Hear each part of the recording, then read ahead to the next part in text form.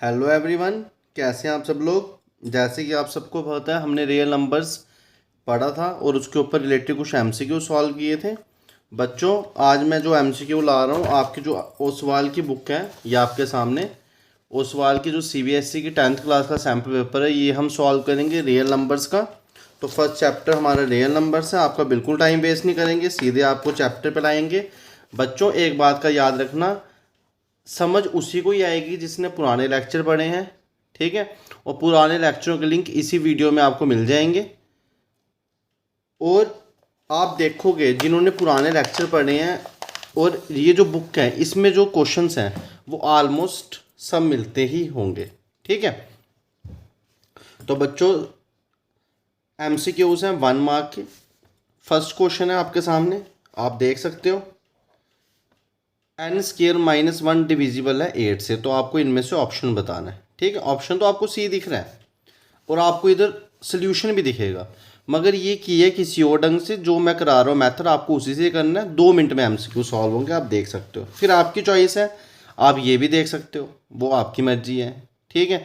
मगर मैं आपको एक तरीका बता देता हूँ। देखो क्या बोल रहे हैं, n square -1 is divisible by 8।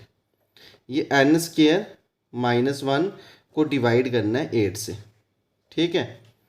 मतलब जो भी इसका आंसर आएगा उस वो डिवाइड होगा 8 से। बोला है इंटीजर होगा।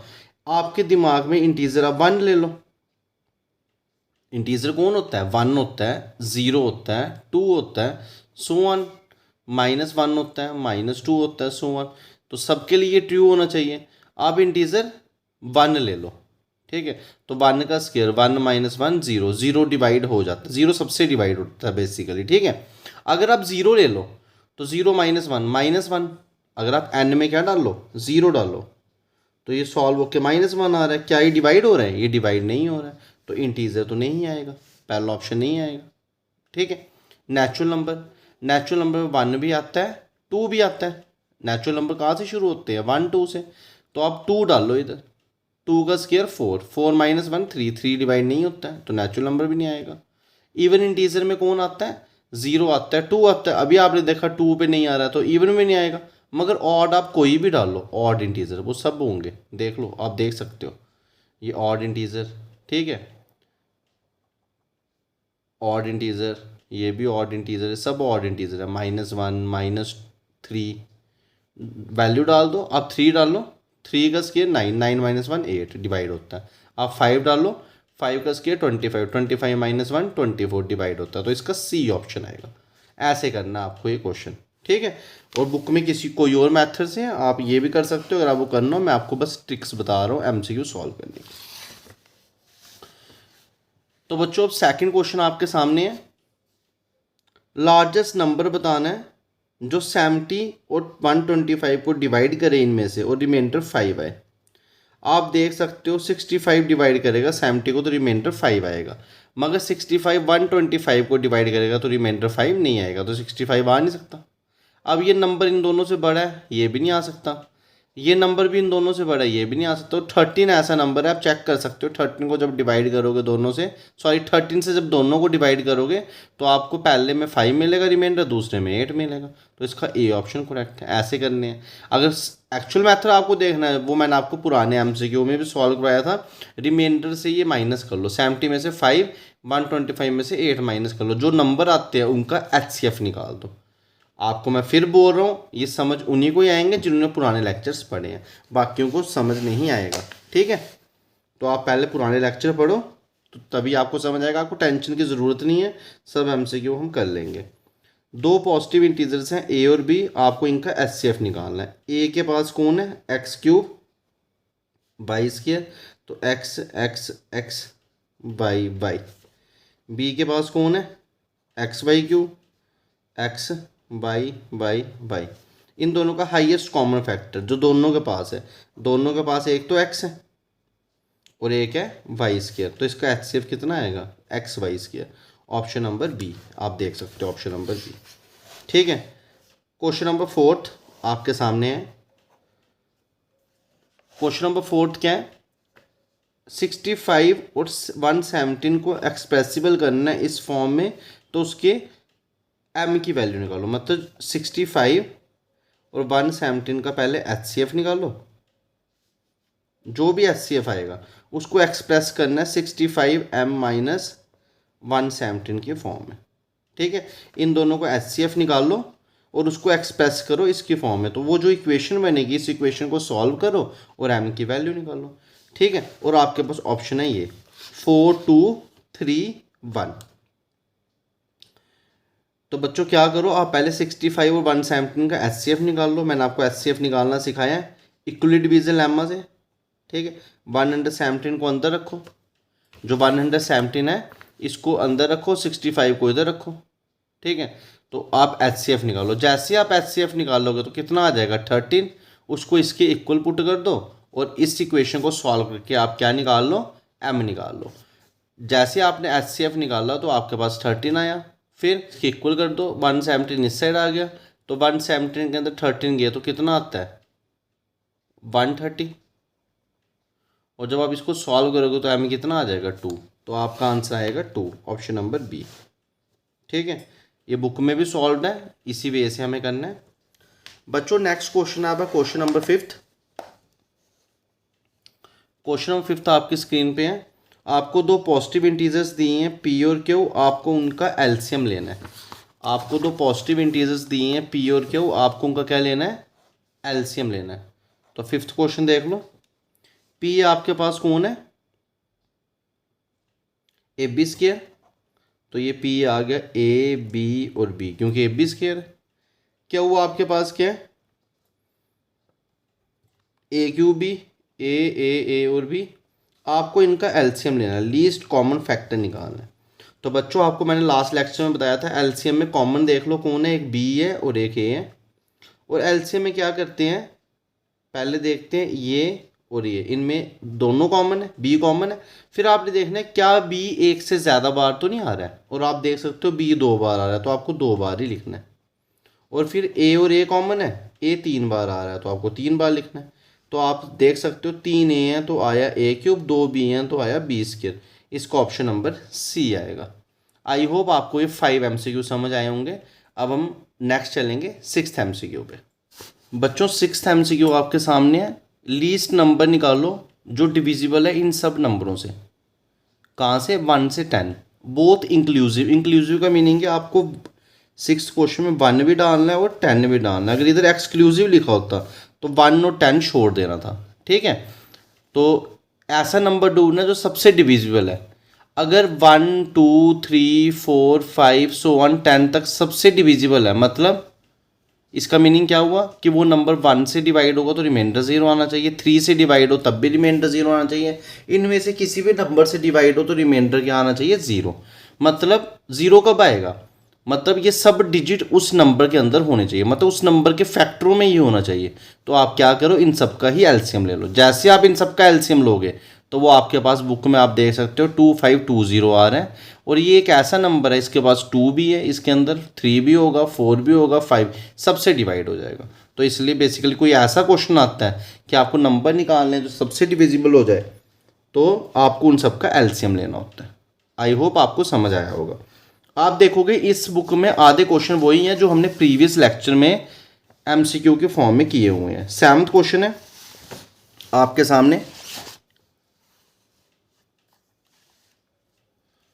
Product of non zero rational number and irrational number.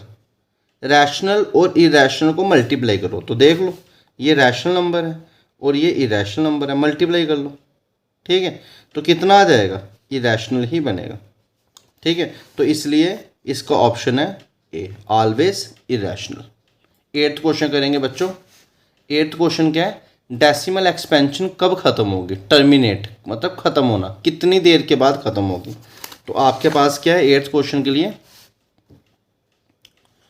14587/1250 बताया कब खत्म होगी। तो आप इसको कैसे करोगे, 14587 125 को लिख सकते हो आप 5 का क्यूब और 0 को 10 आ गया। ठीक है, मैंने आपको बताया था किसी के नीचे डिनोमिनेटर में 2 की पावर या 5 की पावर आती है तो वो टर्मिनेट होता है। तो आप देख सकते हो 5 भी है, इसके बाद 2 भी है। अब 3 5 है तो बच्चों क्या करना है, 3 2 से मल्टीप्लाई और 3 से डिवाइड करना है।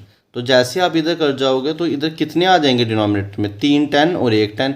कितने 10 हो गए, 4 10।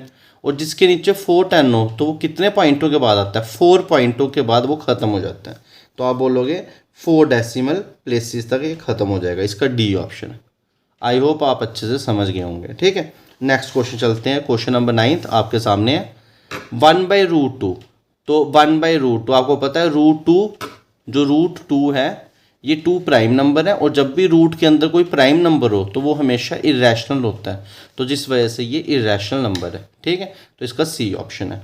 आई होप आपको इतना समझ आया होगा। अब चलेंगे हम 10th क्वेश्चन पे। बच्चों 10th क्वेश्चन है 3 + √5। तो ये प्राइम नंबर है ना, जो 5 है वो क्या आपका प्राइम नंबर। और मैंने आपको बताया जब भी प्राइम नंबर के ऊपर रूट आता है तो वो इरेशनल ही बनता है, आपको सोचना ही नहीं है, तो इसका सी ऑप्शन आएगा। ठीक है, तो अब 11th क्वेश्चन करेंगे।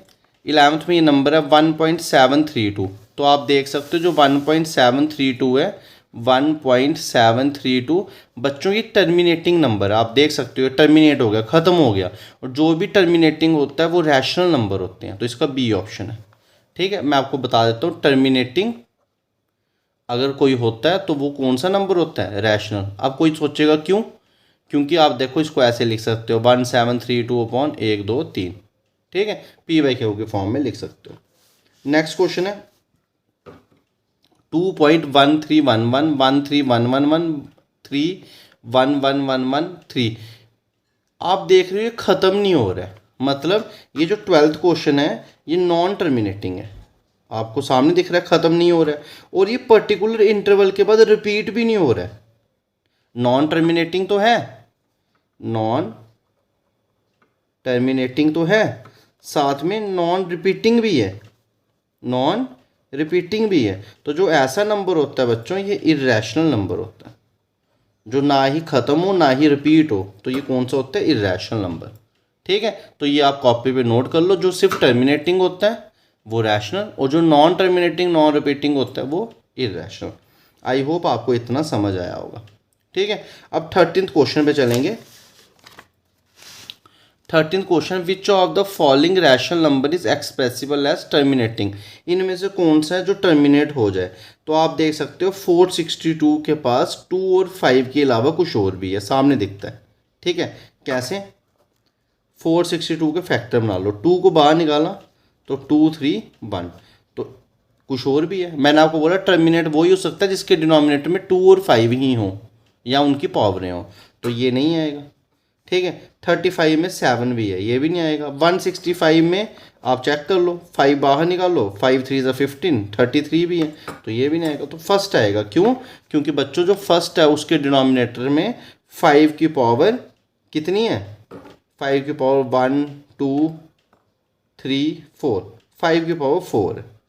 और जिसके पास 5 की पावर 4 हो तो उसको 2 की पावर 4 दी जा सकती है, मल्टीप्लाई और डिवाइड करके। और जैसे आप ये करते हो तो ये टर्मिनेटिंग बन जाता है, इसलिए 13 क्वेश्चन का ए ऑप्शन आएगा। सिंपल है, बिल्कुल सिंपल। आई होप आपको अच्छे से समझ आए होंगे। अगर आपको कोई भी डाउट है तो प्लीज़ मेरे को कमेंट सेक्शन में लिख के बताइए, आपके सब डाउट क्लियर किए जाएंगे। और स्टूडेंट्स एक चीज़ और, जो एक नंबर है 9797942972, आप इस नंबर से जुड़िए, ये व्हाट्सएप नंबर है, इस पे आपको PDF भी मिलेंगी और आपको MCQ और भी मिलेंगे। ठीक है, तो आई होप आपको ये अच्छे से समझ आ रहा होगा। अब हम चलेंगे नेक्स्ट क्वेश्चन पे, क्वेश्चन नंबर 14 पे। बच्चों हम नेक्स्ट क्वेश्चन करेंगे, क्वेश्चन नंबर 14 आपके सामने है। क्वेश्चन नंबर 14 में बोल रहा है इन दोनों रैशनल नंबर का सम करो। तो 15/4 + 5/40 का सम करो और बताओ कि कितने डेसिमल्स के बाद ख़त्म हो जाएगा, टर्मिनेट हो जाएगा। तो आप देख सकते हो इसमें कुछ कॉमन निकल रहा है। ठीक है, तो क्या कॉमन निकल रहा है, 5/4 कॉमन निकल रहा है। तो इधर क्या बचेगा 3, क्योंकि 4 आपने बाहर निकाल दिया, और इधर क्या बचेगा 1/10। तो इसको थोड़ा सा और सॉल्व कर दीजिए, क्या आएगा 30 + 1 31/10। तो ये कितना आ जाएगा 5, 155/4 को लिख सकता हूँ 2 का स्क्वायर, और 10 को लिख सकता हूँ 2 × 5। तो आप देख सकते हो इसमें कितने टू हैं, 3 टू हैं, है ना। कितने टू हैं, 3, और 5 एक ही है। तो आप 2 5 से मल्टीप्लाई करोगे, 2 5 से डिवाइड करोगे। अब नीचे 3 5 है और 3 2 है, तो कहने का मीनिंग है नीचे 10 की पावर 3 बनेगी। और जैसे ही बच्चों 10 की पावर 3 बनी तो 3 डेसिमल के बाद ये ख़त्म हो जाएगा। मैंने आपको ट्रिक बताई है, बस इतना सा करना है। तो आई होप आपको ये वाला क्वेश्चन भी अच्छे से समझ आया होगा।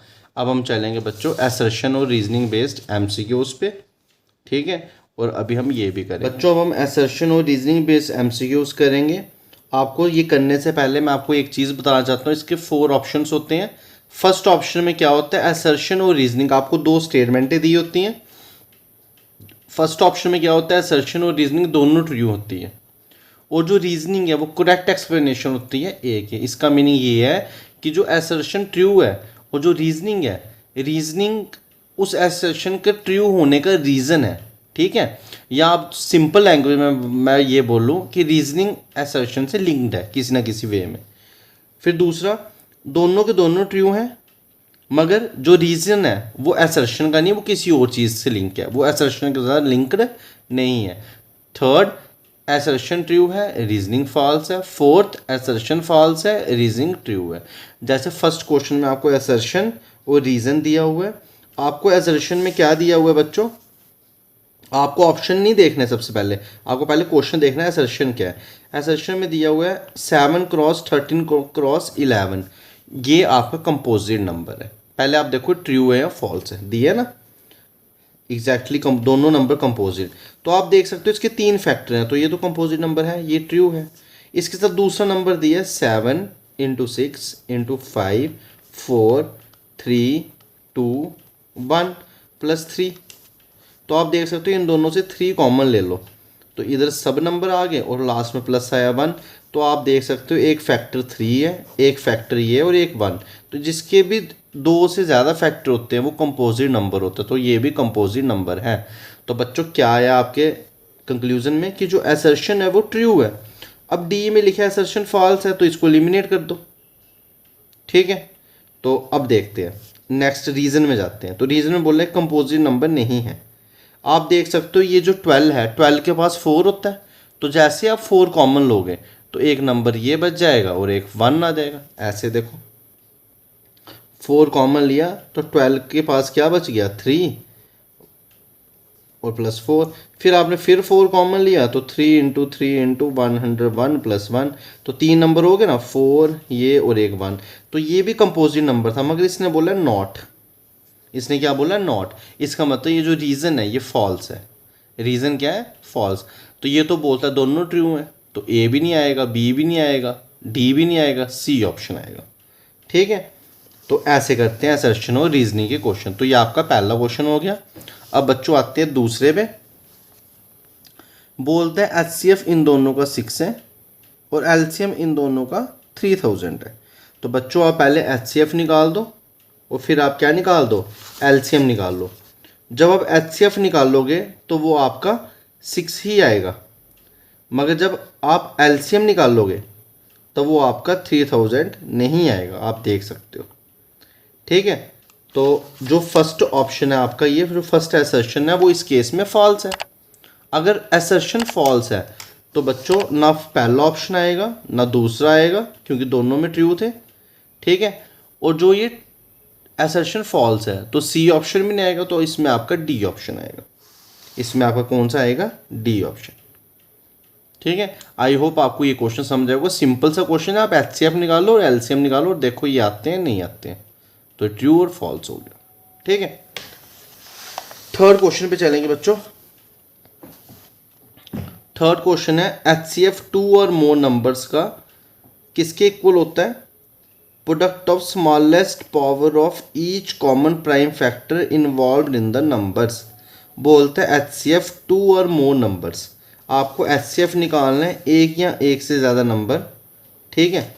और वो किसके इक्वल होगा, प्रोडक्ट के, जो स्मॉलेस्ट पावर है each common prime factor involve in the number. देखो मैं आपको बताता हूँ क्या मीनिंग है इसका। क्वेश्चन नंबर थर्ड में क्या बोला है, आपको HCF निकालना है 2 और मोर देन नंबर्स। तो मैंने नंबर ले लिया A² और ए क्यूब, मैंने ये 3 नंबर ले लिए। इनका क्या निकालना है बच्चों, आपको HCF निकालना है। क्या निकालना है, HCF। और क्या बोलते हैं, ये जो HCF आएगा, अब आप मेरे को बताओ इसमें हाईएस्ट कॉमन फैक्टर क्या आएगा, ए आएगा। बोलते हैं ये जो HCF है ये क्या एक्चुअल में, product of smallest power of each common prime factor.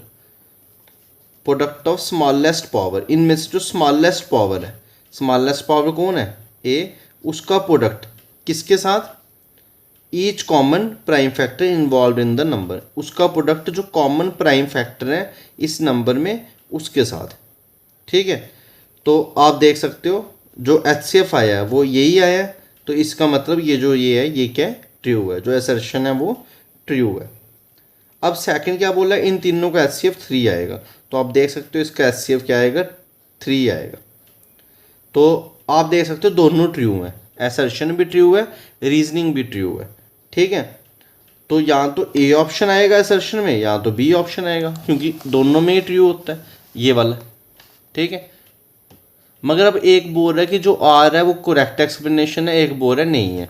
और अब आप इसको अगर ध्यान से देखो, जो इसका सेकंड पार्ट था उसमें जब आपने इसका HCF निकाला तो वो है 3, और क्या 3 सबके पास है, बिल्कुल है, और इस प्राइम नंबर भी है, देखो प्राइम फैक्टर भी है, और इसकी स्मॉलेस्ट पावर जो सबके पास 3 है वो 3 की पावर 1 वाला ही है। तो मतलब जो रीजनिंग में जो एग्जाम्पल दी है वो इसी की एक्सप्लेनेशन दी है, तो इसलिए इसका ऑप्शन नंबर ए आएगा।